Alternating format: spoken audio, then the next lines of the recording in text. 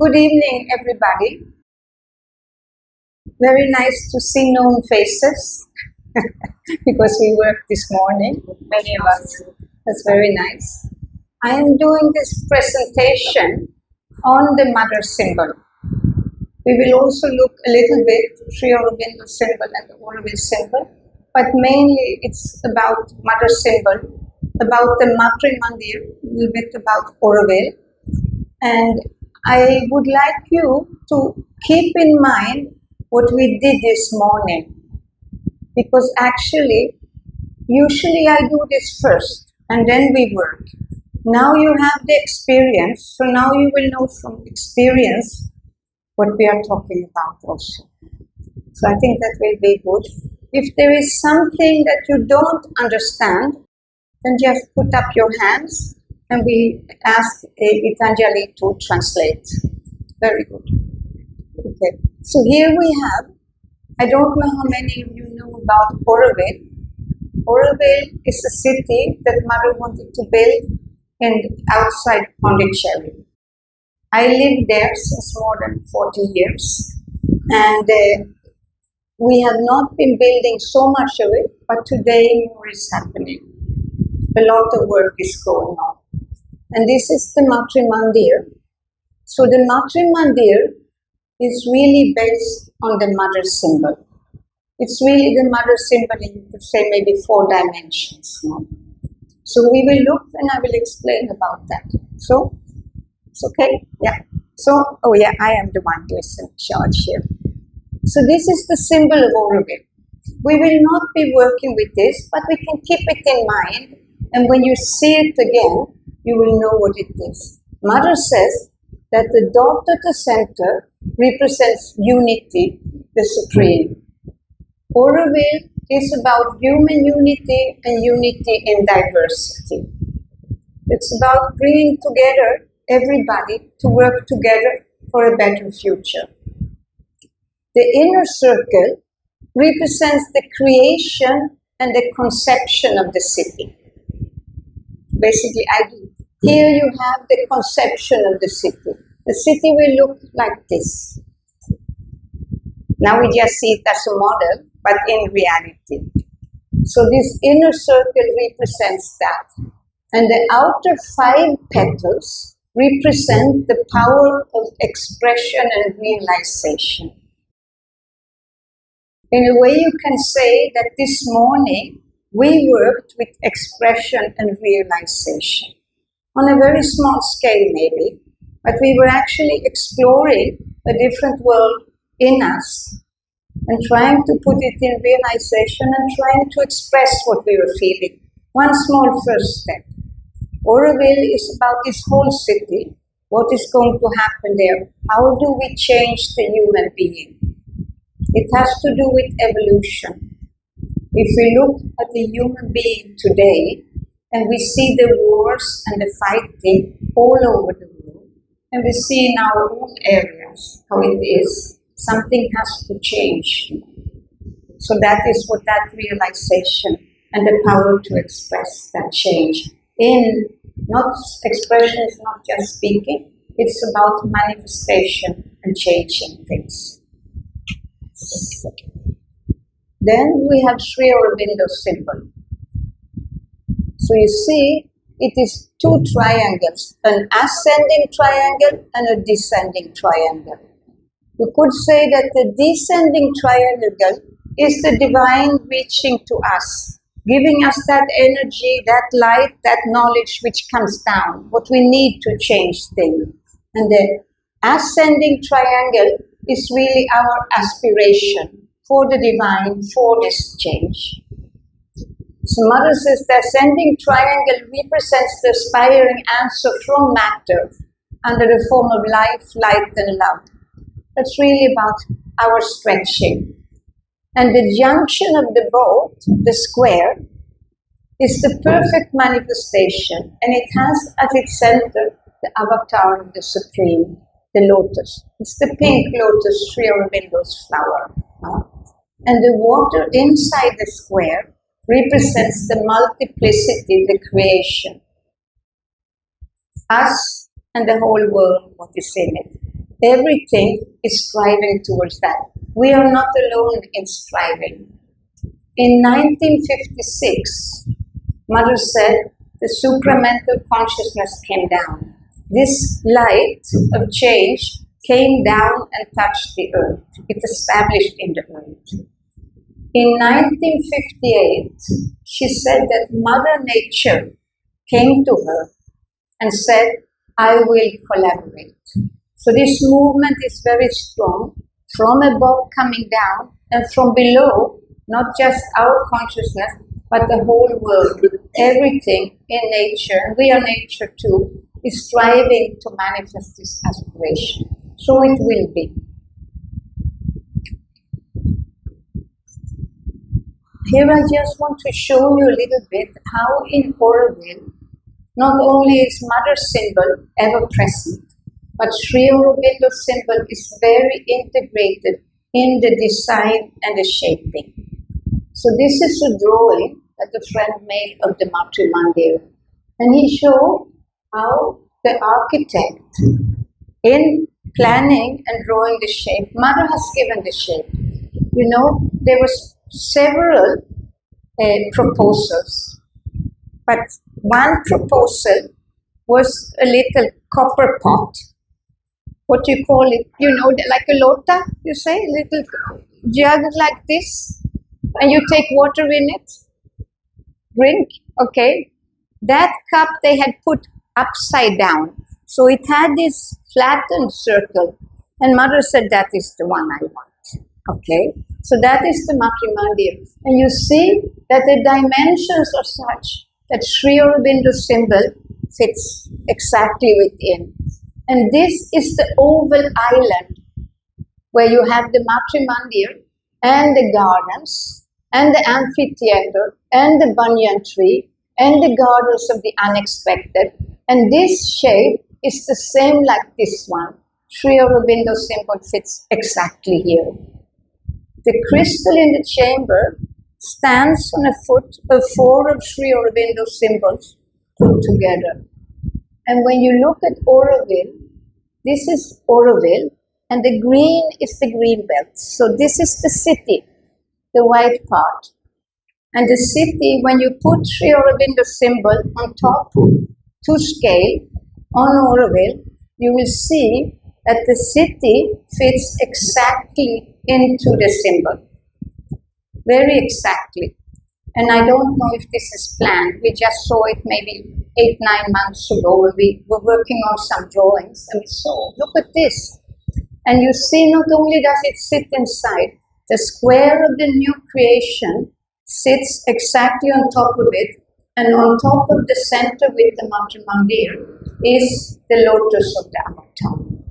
So we feel you can see from many, many sides, you see the very great importance of this work and the manifestation of it, which we are working with. This is the Mother symbol. And Mother says that the center represents the divine consciousness. The 4 petals, which you have here, represent the 4 powers of the Mother. Mahakali, Mahalakshmi, Maheshwari, and Mahasaraswati. And then you have 12 petals, okay? And Mother says the 12 petals represents the 12 powers of the Mother manifested in her work. So this is this, I will say here.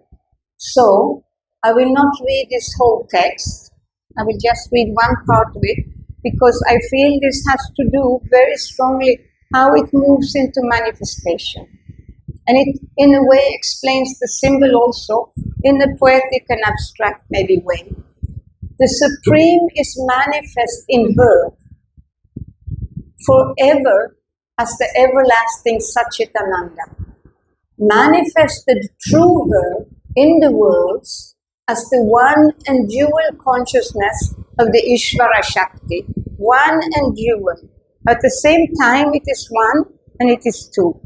It has not divided, it is like that, okay? And the dual principle, now we come into the two of the Purusha and Prakriti. embodied by her in the worlds and the planes and the gods and their energies, and figured because of her as all that is known in the world, all that is in the known worlds and in unknown others. These are the 12 qualities which come down like this. So basically you can see this in the Matrimandir. It's literally happening like that. A symbol of this manifestation into the reality of the Divine Mother. So here we see Matrimandir from outside. These are the so-called petals, the 12 petals that represent the 12 qualities. So there is a meditation room in each of them. Each meditation room has a specific color and a name. What you were working with this morning was these 12 qualities that we have in the 12 petals and in her symbol. And you can see that on your card, the big one, there was a color strip. That color is of that petal. So with that, so here we see it from above. You see on the top, this white thing, this is to move the sun. Now I forgot the name of what we call this thing, but it actually catches from the first ray of the sun come, it will catch a heliostat. It will catch the sun and it will direct it inside the Matrimandir as a ray of light. You see the petals and you see the gardens here. Today, most of the gardens are done. Only 1, 2, 3 gardens are still not done, but all these gardens are completed or under construction. In Auroville, it's very clear for us that with the Matrimandir, when the Matrimandir comes in place, when the gardens comes in place, it makes a difference. It allows the consciousness and the light to more and more manifest. So it's a play between the manifestation from above and the answering from below. And for us who live there, we feel it is a very, very strong reality. When you enter these gardens, something shifts in you. It's very tangible. So here I just want to show you how that light is coming down. You see the heliostat up, and through because of the heliostat, it goes down into the crystal. Here you see in the chamber, it's coming that ray of light through the ceiling, it goes down, and there is the crystal. Under the crystal, there is an opening. So when you come down on the second level, as we call it, which is a very large room, here is the where you walk up to go to the chamber. You will walk up this, it's not a staircase, but like that, a ramp, okay? And in this room, from here, you can see vaguely, the light comes down and it enters in this symbol here.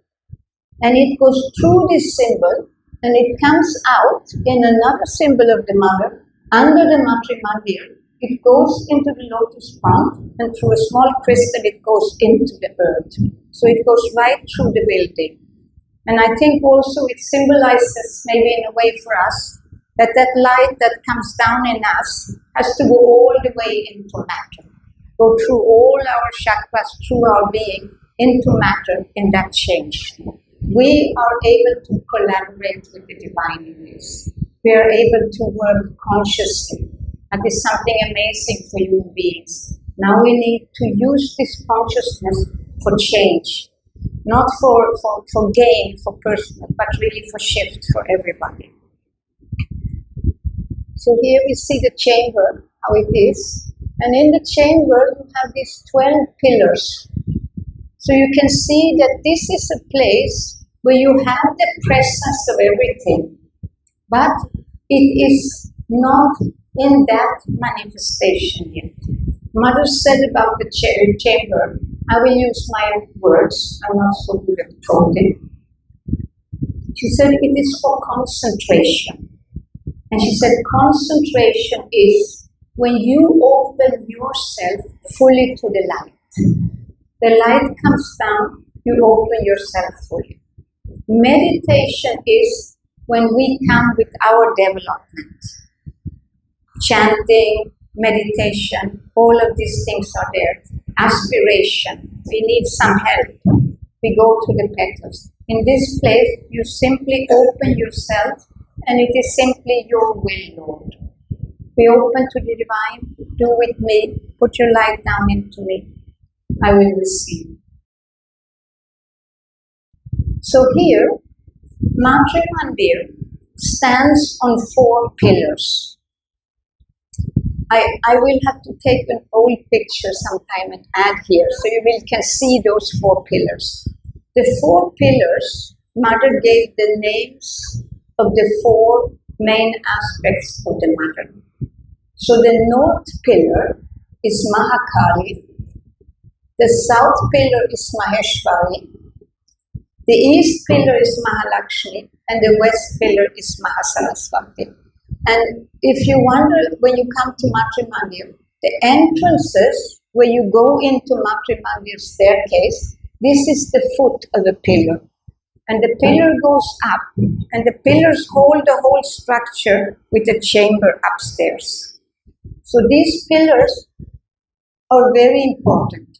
Because of the Matrimandir, we can read the Mother symbol in a way that we couldn't do before, because she has given the name to the places.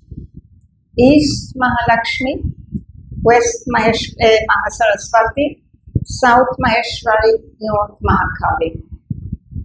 And I see here, yes, it comes to here, this symbol now. So here we have the 12 meditation petals. So inner symbol, sincerity, humility, gratitude, perseverance, aspiration, receptivity, progress, and courage. And then we have goodness, generosity, equality, and peace. Sri Aurobindo said, essentially, in general principle, these 12 powers are the vibrations that are necessary for the complete manifestation. We have all these 12 qualities in us. We are a part of the manifestation, they are all in us, so we can call them up within us. No? And Mother said, it is the symbol of manifestation, double perfection, in the essence and in the material, in the world, in the interactions, but also the change which has to come in us. This is just here, we have it with the Oriya text, but I think now clearly it writes. So,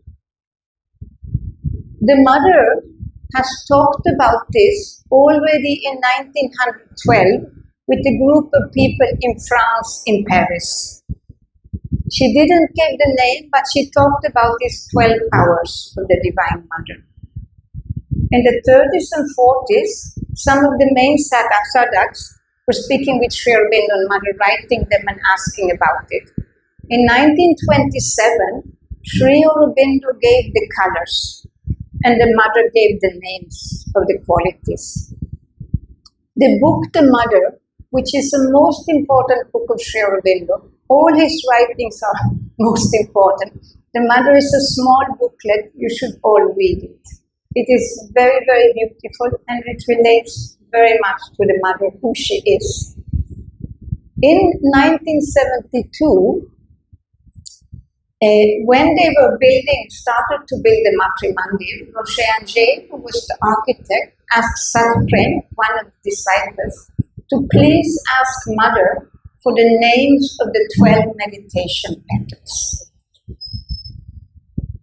Now when Mother gave these names, she says, I had them here from before. She took some paper where they were written, but now she told us something more, which really helps us. She said, the first 8 concerns the attitude towards the divine. And she said, those first 8 are sincerity, humility, gratitude, perseverance, aspiration, receptivity, progress, and courage. And if you look at these ones, you could actually see that they are kind of the path of yoga. Okay? sincerity. Sincerity is the base. Without sincerity, we can't achieve what we have to do. It's the fundamental base. If you go to the petal of sincerity, there is a symbol inside each room. You will see that the petal of sincerity, has only one line in that symbol. There's only one line where the light comes through. She said, because with sincerity, it's only between us and the divine, not the other things. It's a straight line. And she said, in each of the symbols that this artist prepared for all the petals, that one line is always present. Because sincerity is the base. It has to be there. Humility, we are so small in front of the divine, we know very, very little. Divine is infinite, no? Gratitude, we have been given everything. We are here today. We have our lives. We have this beautiful place we live in. We live in Orissa, very beautiful, beautiful state, no? Now, gratitude. So that gratitude for that. Perseverance. Perseverance is like the wood you put inside a sacrificial fire when you do an offering. And Mother said, you will do something 100 times as if it was the first time you did it. Now, when you put the offering in the sacrificial fire, the flame will come up, no? The fire will get bigger. This is the Agni. This is the aspiration that we are sending to the gods, to the divine. So, when you have that aspiration going up, you need to be very open and have receptivity. Because the divine is in everything and speaks to everything. Now, when you have aspiration, that fire burning inside you of longing, and you have the receptivity, progress happens. Progress simply happens in that combination. And now, when you make progress, it means something shifts inside you. I think this morning, many of you had a little shift of seeing things differently. Now, with progress, you need the courage to actually do the change. Because you can all easily go home and forget about this thing. Yes, there was something which was touching. I was a bit more still. I listened to insight. But it's very easy for me to go to the mind and find the answers in the known. Why should I bother with what is unknown and difficult for me?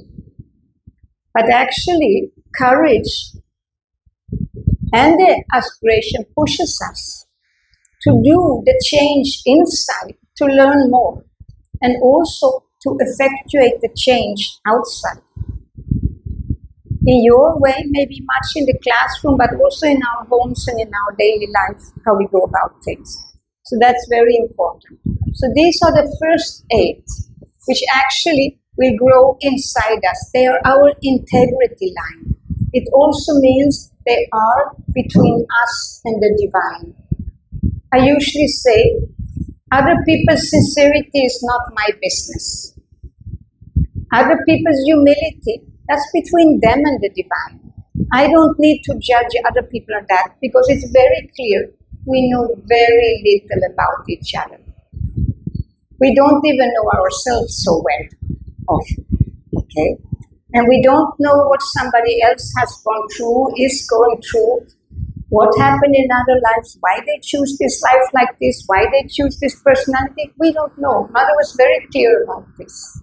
One time there was one person in the ashram, Westerner, behaving quite badly, smoking, drinking, and like that. And people were very upset. They found it very disturbing. Why we keep a person like that? So Mother even got quite upset and said, what do you know? What do you know of this person? Because Mother could see us, and she still can see us. And she accepts us kind of how we are when we come to her, no? And that's a huge grace for all of us. So something about holding that grace in our spaces also. Now, she said more because there were 12 qualities, not 8. So she said the last 4 qualities are towards humanity.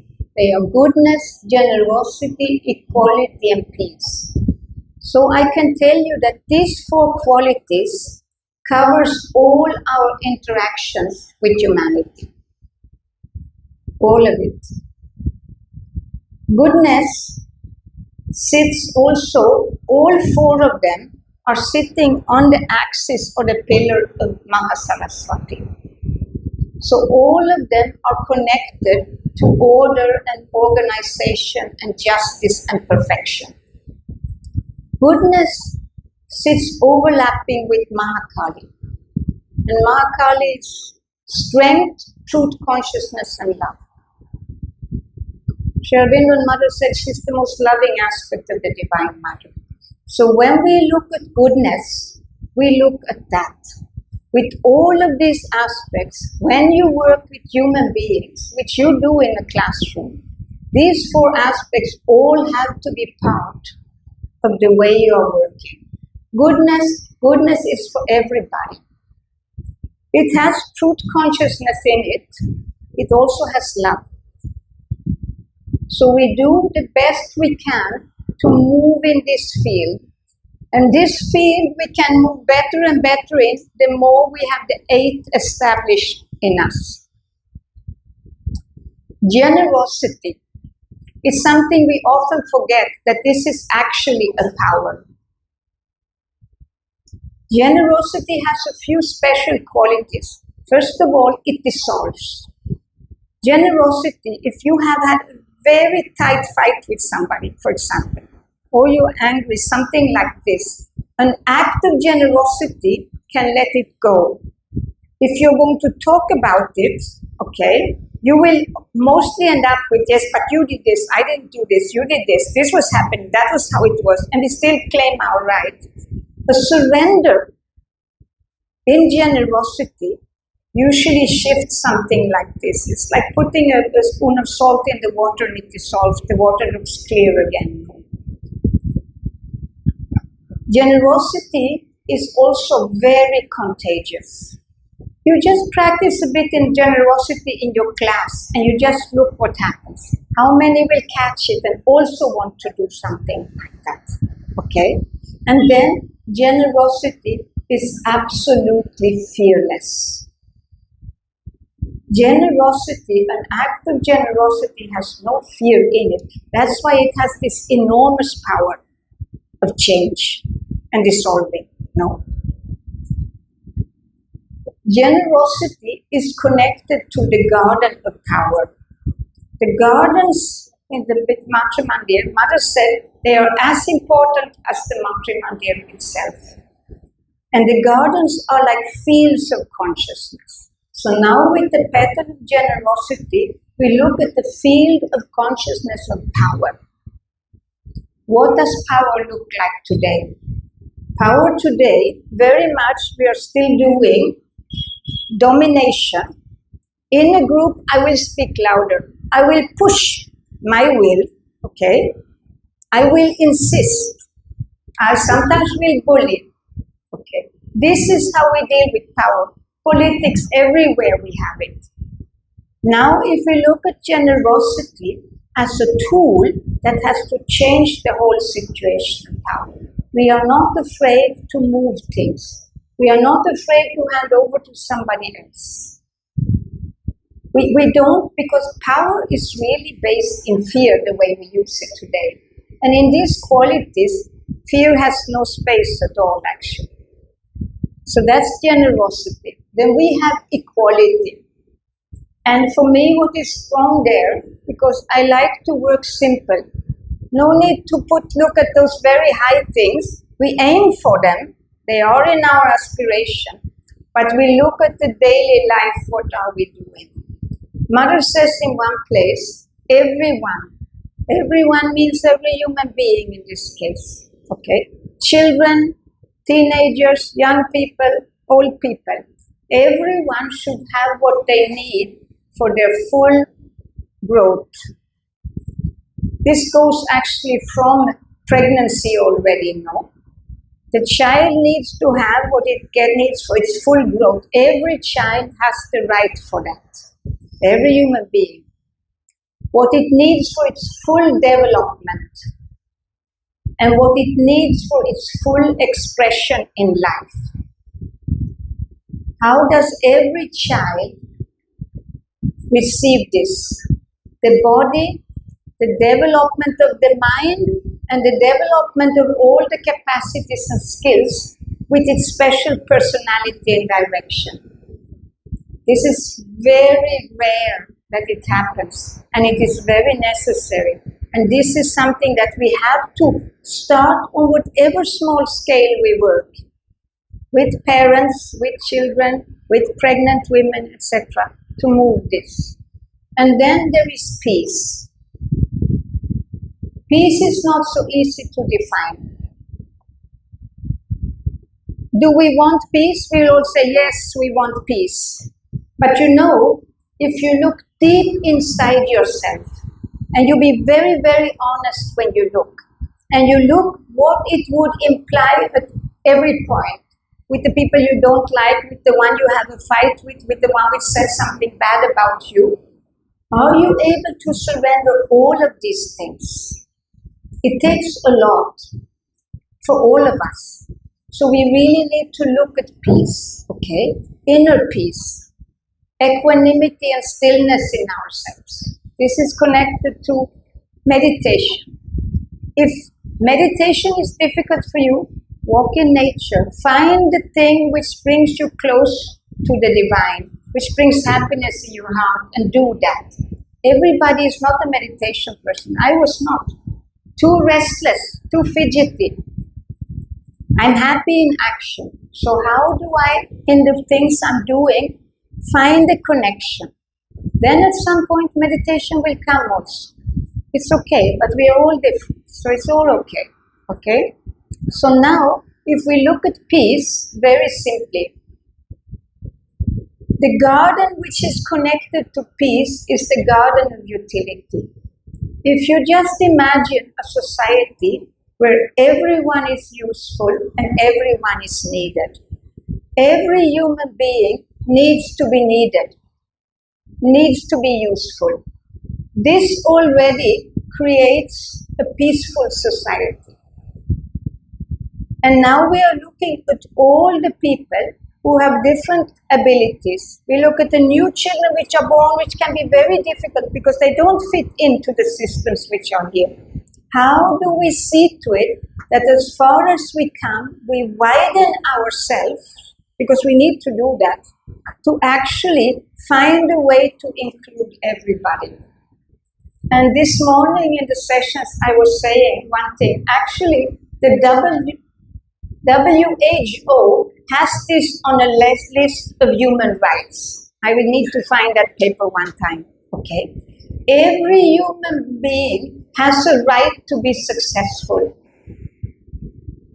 I would like to say that it's a teacher's responsibility to see, I would prefer once a week, but to see that every child is successful. They can't be successful in the same thing, because we are very different. Some are very quick, which we pride a lot on, and some people slowly move because they have a different way of developing. But how do we as teachers find for each child in our group a way to make that child successful? It really doesn't matter what it is. No? Something. Use your energy, find out how do I make each child in my group successful every week, and see how the children will blossom with this when they feel that they are useful and they are needed. Very important. So here we see the gardens with their names. They are, now here you only see the tree, but actually we have all the gardens from existence and up to progress are built now. Utility is under construction, but all the others are in place. Youth, harmony, and perfection are still to come. I think that by Mother's centenary in 28, these gardens will all be in place, and that will be quite wonderful. And I hope you come there and see them together with us. So here's the gardens. You can see some photos here. This is the garden of power, which you can see is very closely situated to Matrimandir. Somehow in that garden, Matrimandir is very present. This is from the garden of consciousness. And here, Mother talks, this is a new part. You use the flower cards today in the session. So Mother has named almost 900 flowers as guidance for us. And she says, life must blossom like a flower, offering itself to the divine. So these are some of the gardens, the flowers for the gardens. We just see them like this. And you can see in the garden of power, the flower that is given is aesthetic power, the power of beauty. Beauty is a very, very important factor in new creation. So you should remember this. Always see how can you create beauty in the environment, because it is very much affecting us actually. I know that in the centers and the schools, you almost always are growing flowers and like this, for the samadhi, for the relic space and like that. Put some flowers in your room. Let some children every day bring the flowers. And if in the school you have the flower book, then why not let them try to find some of these flowers, because most of the flowers you grow for the relics have a name by Mother and meaning. So let them play with this. It's a good thing. Flowers and nature is always good with children. Very, very helpful. So these are other, here we have. And these were the flowers we were working with today, the flowers on progress. And it's interesting because some of the flowers, Mother has given many flowers with the names on power of progress. And it can guide us very well to understand more deeply these topics, and learn from them. This is from the sessions we had, not today, but some weeks ago, when we were visiting in Orissa. And we did, because you see this morning, you remember, I did not want you to go to the mind.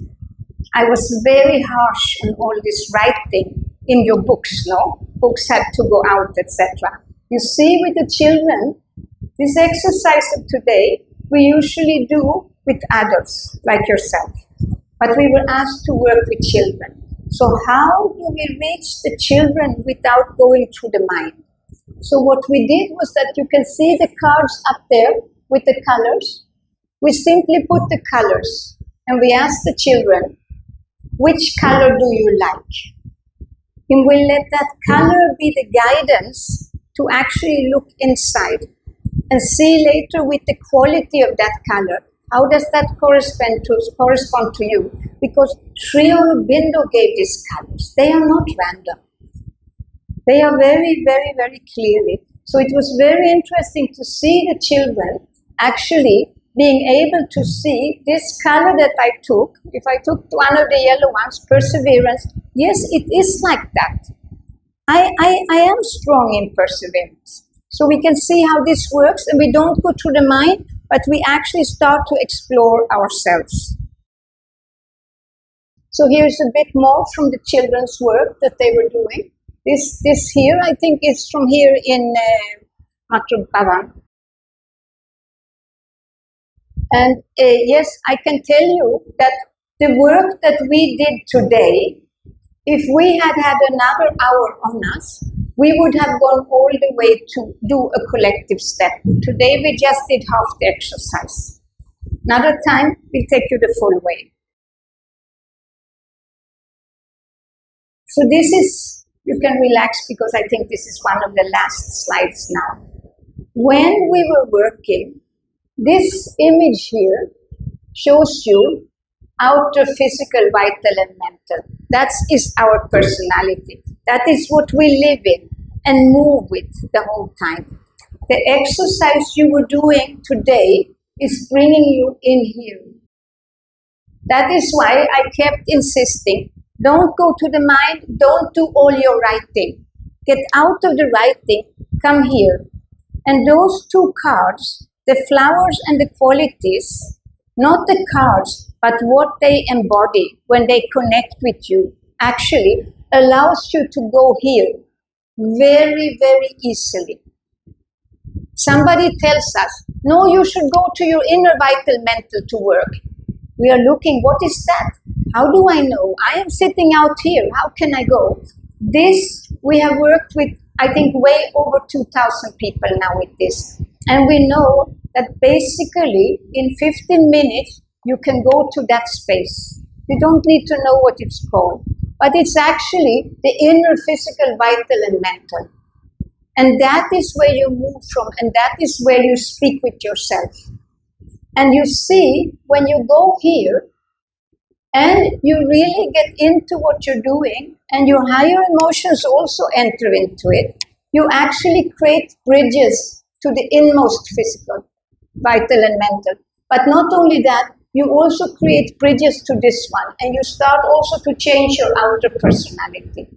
So this is the very important work, what you were doing this morning.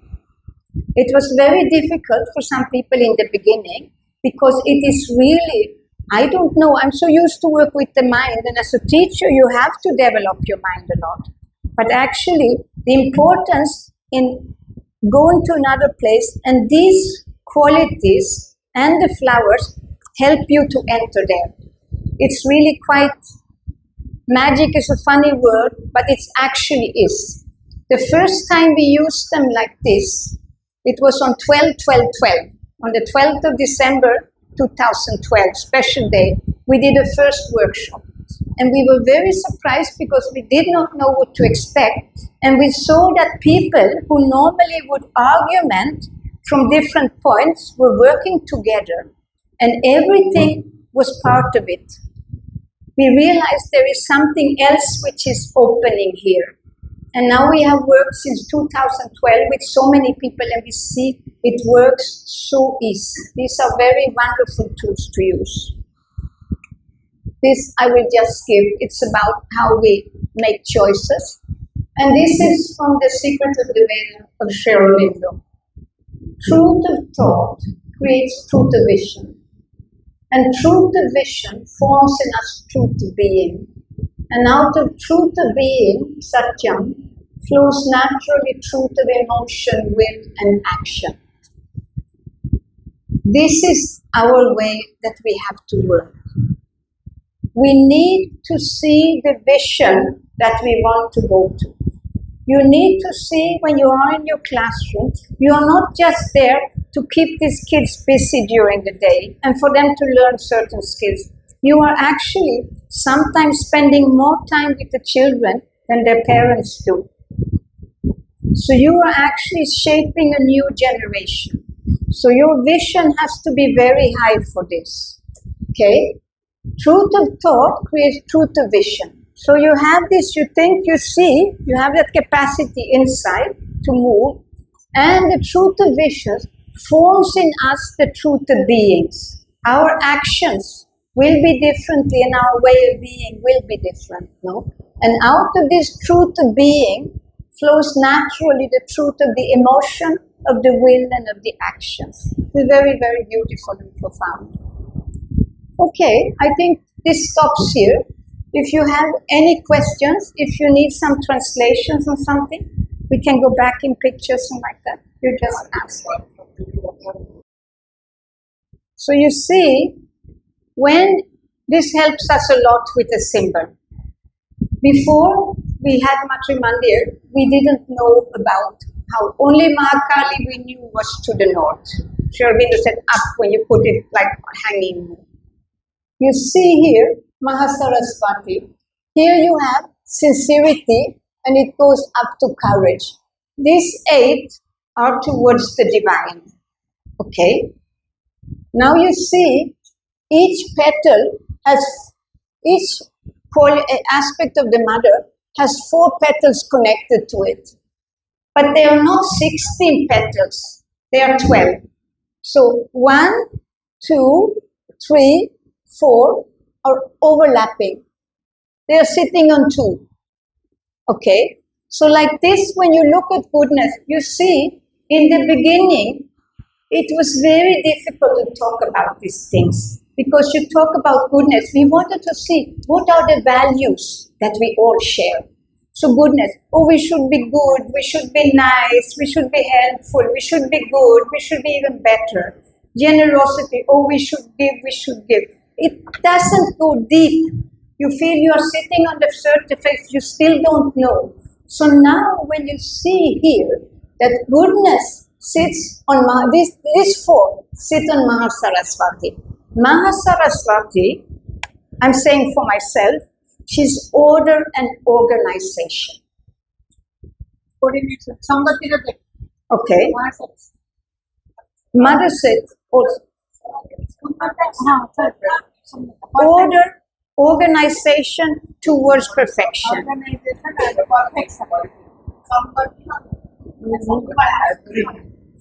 When we speak about order, we are not speaking about bureaucracy and rules and regulations. Rules and regulations can be there if they are needed.